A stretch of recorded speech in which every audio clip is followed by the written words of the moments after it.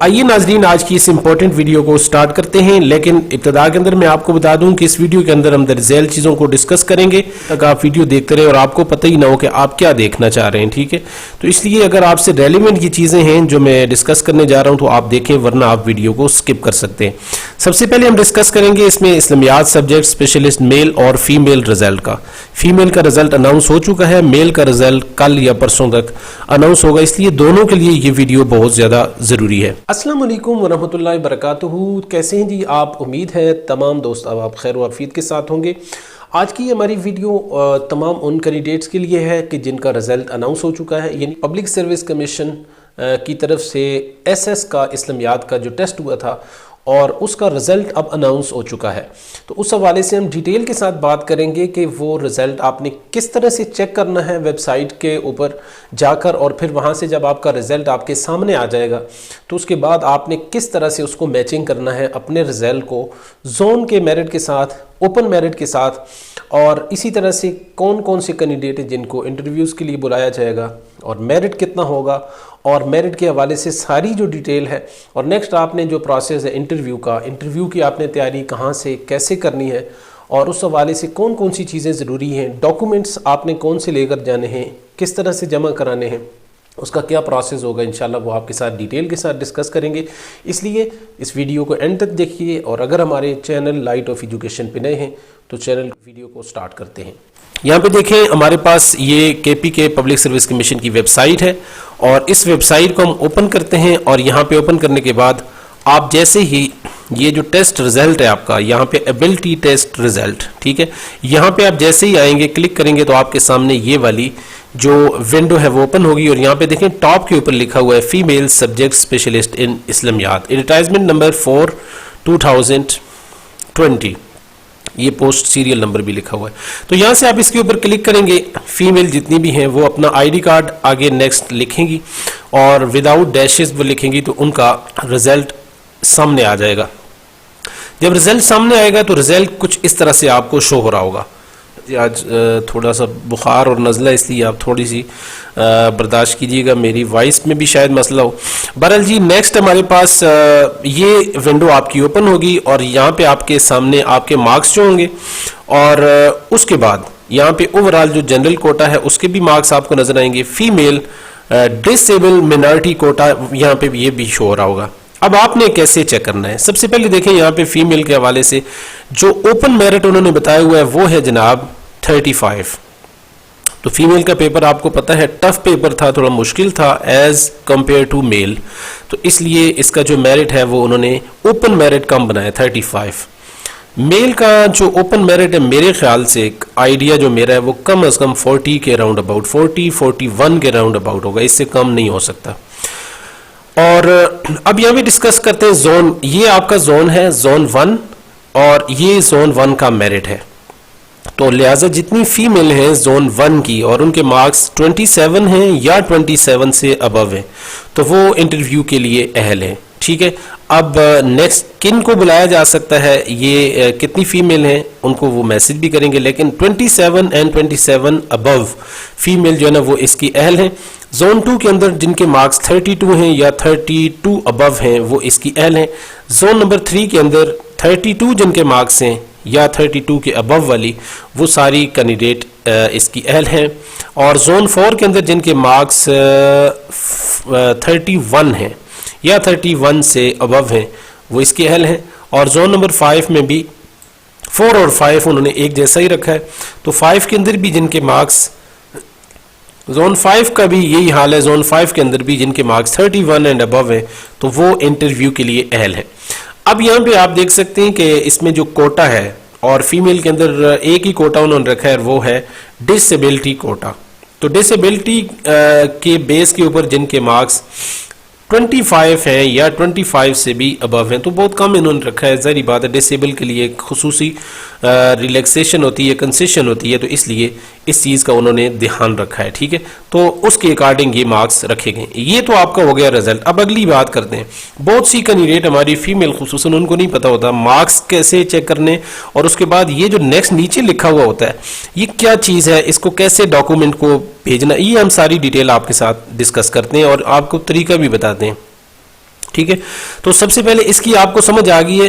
अब जितनी फीमेल हैं जिनके बारे में बताया कि अगर आपके मार्क्स इससे कम हैं, ये जितना भी मेरिट बताया हुआ है, जोन अपना चेक करें और इससे कम अगर मार्क्स हैं फिर तो आप एलिजिबल ही नहीं है, फिर तो बात यहीं पे ख़त्म हो जाती है। लेकिन अगर आपके इतने मार्क्स या इससे ज़्यादा मार्क्स हैं, फिर अगला प्रोसेस आपके लिए ये है, those candidate who are coming in the orbit of tentative marks must submit their all document to commission within 3 days positively along with deficient document submission pro forma containing advertisement and post details clearly. No request for retotaling of marks in ability screening test paper check through OMR machine will be entertained. तो यहाँ पे एक बात वो कह रहे हैं last के अंदर कि भाई आपकी जो रीटोटलिंग है वो तो नहीं हो सकती क्योंकि ये मशीन ने चेक किए हैं, लिहाजा अब ये तो आपकी रीटोटलिंग नहीं हो सकती। लिहाजा जिनके मार्क्स इस ऑर्बिट के अंदर आ रहे हैं, यानी ये जो ऑर्बिट इन्होंने बताया हुआ है, ठीक है, इस ऑर्बिट के अंदर आपके मार्क्स आ रहे हैं, तो आपने क्या करना है जी, आपने ये डॉक्यूमेंट अपने जमा कराने। डॉक्यूमेंट जमा कराने का तरीका ये है कि आपने 1 to 3 दिन के अंदर अंदर जमा कराने। यानी ये रिजल्ट अनाउंस हो रहा है आज 1 फरवरी को 2024 को, तो आज कोशिश करें कि आपके जो डॉक्यूमेंट है वो कल हर सूरत के अंदर 2 फरवरी को 3 फरवरी को लाजमी आप भेज दें, 4 फरवरी से पहले पहले, ताकि आपके लिए मसला ना हो। ठीक है, डॉक्यूमेंट जमा कराने के लिए आपने एक डॉक्यूमेंट परफॉर्मा जो कि इनकी वेबसाइट के ऊपर मौजूद है और वो हम आपको दिखाते हैं कि कैसा परफॉर्मा है, वो परफॉर्मा उठाना है और उस परफॉर्मे के ऊपर आपने अपने जितने भी डॉक्यूमेंट है उनकी डिटेल्स लिखनी है, एडवर्टाइजमेंट नंबर लिखना है, पोस्ट की डिटेल क्लियरली आपने लिखनी है और उसके बाद आपने ये पब्लिक सर्विस कमीशन पेशावर को आपने सेंड कर देने हैं और उसके बाद आपके लिए नेक्स्ट जो प्रोसेस है वो होगा। अब ये सवाल पैदा होता है कि ये परफॉर्मा हम कहाँ से लाएं, तो भाई आपने बड़ा आसान सा काम है। अच्छा, ये चीज़ें जितनी भी मैं आपसे डिस्कस कर रहा हूँ ये मेल और फीमेल दोनों के लिए हैं, क्योंकि दोनों का यहाँ से आगे का जो प्रोसेस है वो सेम होता है। तो इसलिए हम अब चलते हैं जी कि वो परफॉर्मा हमने कहाँ से लाना है। तो आपने चले जाना है सीधा KPK पब्लिक सर्विस कमीशन की वेबसाइट। अगर वेबसाइट भी नहीं जा सकते तो आप डायरेक्ट गूगल के अंदर जाएं और गूगल के अंदर आपने ये लिखना है KPPSC डॉक्यूमेंट्स परफॉर्मा, ये आप लिखेंगे तो आपके सामने ये जो पहली विंडो ओपन हो रही है ये पब्लिक सर्विस कमीशन की वेबसाइट की है और यहाँ पे ये डाउनलोड का उनका ऑप्शन है, वहाँ पे ये आपको मिल जाएगा document submission pro forma KPPSC copy. इसको आप डाउनलोड करें। अगर आपसे ये नहीं हो रहा तो आप मुझे बताइएगा, मैं इसका लिंक आपको डिस्क्रिप्शन के अंदर दे दूंगा या जो हमारा व्हाट्सएप ग्रुप है उसके अंदर मैं ये इसका जो वर्ड फाइल है वो आपके साथ शेयर करूँगा। ये डॉक्यूमेंट का परफॉर्मा है जो आपके सामने शो होगा और यहाँ से आपने इसको ज़रा ध्यान के साथ देखना है। यहाँ से देखें ये आपका इसके ऊपर जो है ना वो लिखा हुआ है 2 district recruitment KPPC 2 fort road Peshawar, और ये आप ये वाला जो है ना ये ऊपर वाला इसके ऊपर आप बाकी यही डिस्ट्रिक्ट अपना रखें, सारा इसका एड्रेस रखें, इसके ऊपर आप अपनी तरफ से लिख दें KPPSC या Khyber Pakhtunkhwa public service commission और नीचे ये वाला जो एड्रेस है इसको आप नोट कर लें। इसके ऊपर आपने अपना जो है ना वो लेटर भेजना है जिसके अंदर आपने सारे डॉक्यूमेंट भेजने और उसके बाद ये सब्जेक्ट आपका है जी डिफिशिएंट डॉक्यूमेंट सबमिशन और kindly accept the attach deficient document for the post applied as per given information below. तो यहाँ पे देखें जी ये पोस्ट है अप्लाइड फॉर, ये पोस्ट है जिसके लिए आपने अप्लाई किया था, तो ये थी सब्जेक्ट स्पेशलिस्ट इस्लामिक स्टडीज़ की, ये आपने यहाँ पे मेंशन करना है। एडवर्टाइजमेंट नंबर, ठीक है, एडवर्टाइजमेंट नंबर ये आपको पता होना चाहिए, हम आपको दिखा भी देंगे अभी कि ये कौन सा एडवर्टाइजमेंट नंबर था और सीरियल नंबर कौन सा था। तो ये आपको बड़े ध्यान के साथ पता होना चाहिए कि ये आपका सीरियल नंबर क्या था और एडवर्टाइजमेंट नंबर क्या था। तो मैं आपको दिखा देता हूँ, कई लोग हैं जिनका 2-2 साल गुजर चुके हैं, मे भी कि उनके अभी आइडिया ना हो। तो एडवर्टाइजमेंट नंबर यहाँ पे हम देखते हैं जी इसको, 1 मिनट, ये हमारे पास ऐड मौजूद है और इस ऐड को हम यहाँ से, तो ये ऐड है जी हमारे पास एडवर्टाइजमेंट नंबर, तो ये ओपन हो चुका है, तो ये आप नोट कर लें 2 है और इसका सीरियल नंबर 3 है ये फीमेल का, ठीक है। के ऊपर बात कर रहे थे, आगे चलते हैं।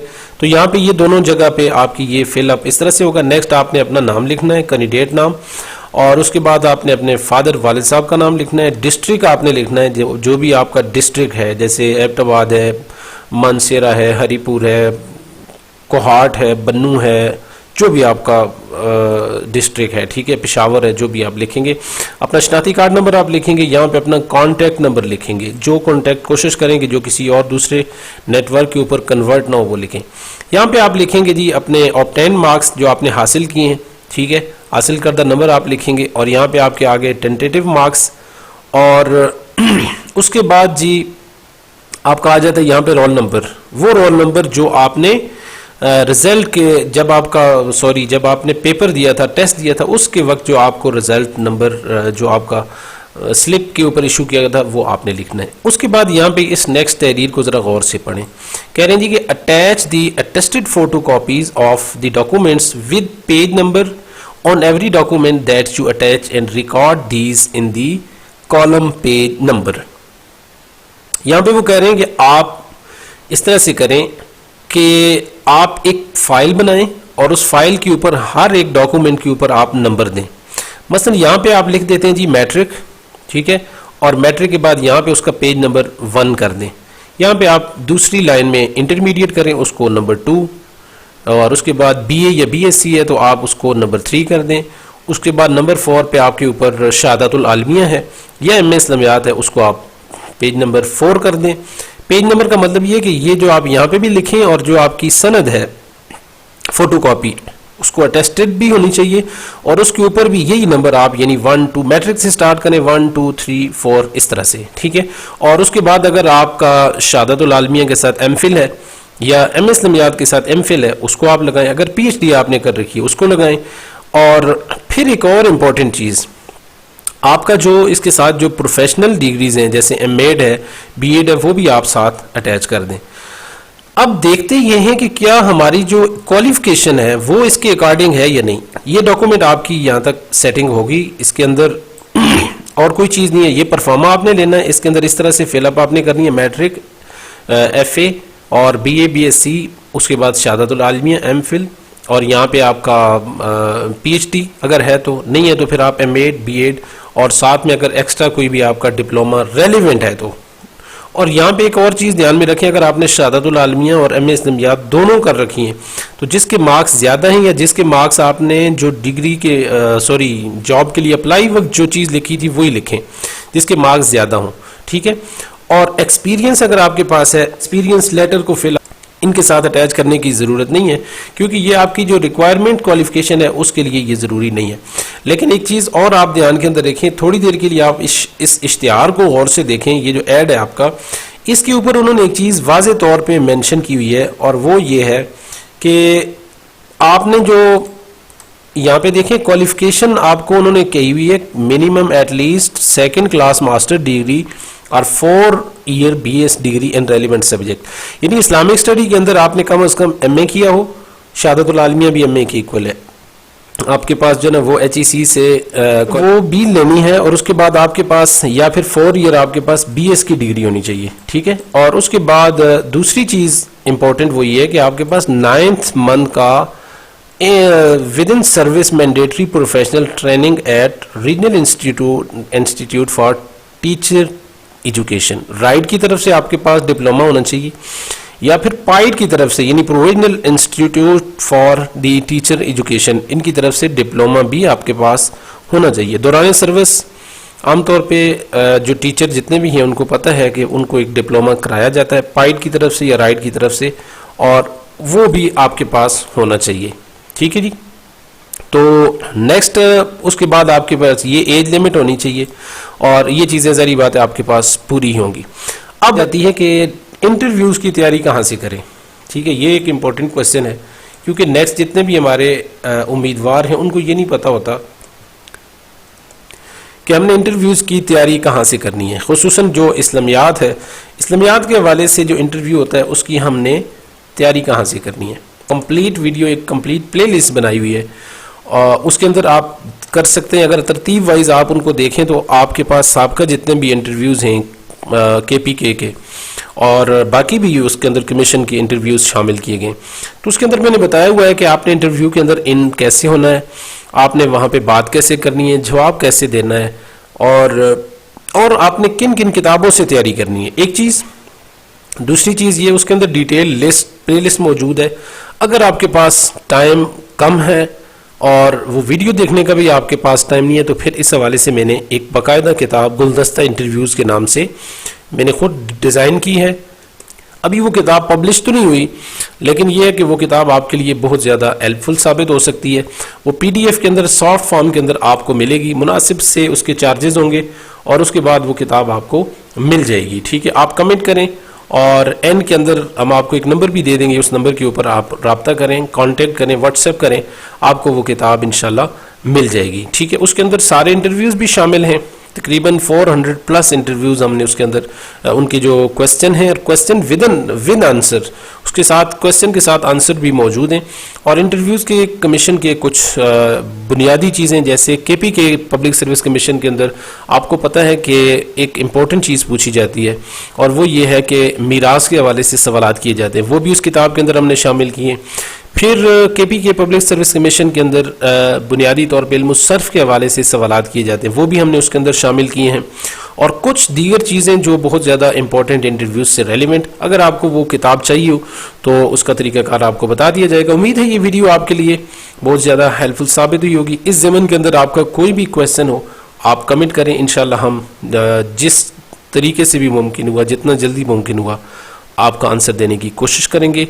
दुआ में याद रखिएगा। बहुत शुक्रिया। अस्सलामु अलैकुम वरहमतुल्लाहि वबरकातुहू। साजिद अब्बासी को इजाज़त दीजिए तो माजरत खा हूँ। दुआओं की दरख्वास्त के साथ अस्सलामु अलैकुम वरहमतुल्लाहि वबरकातुहू।